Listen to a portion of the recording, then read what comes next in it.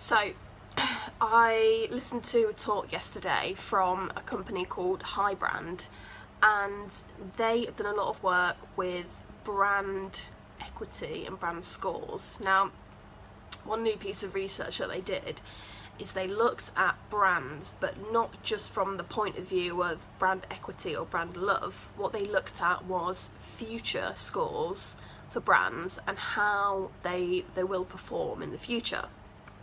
One area that I thought was really interesting was wearables.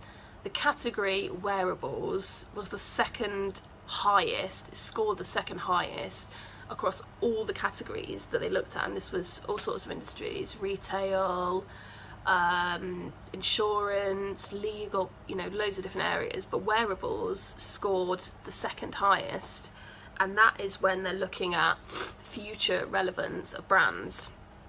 So what was really interesting in this was that they looked at Fitbit, and with Fitbit they didn't score well on traditional brand equity, but when it came to future relevance, they scored extremely high on this factor.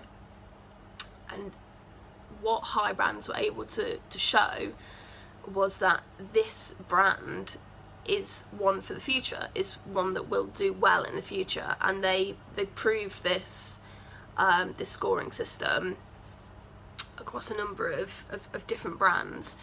And considering the wearables market is worth 35 billion, or it will be in the next 10 years, that is a massive thing to look at.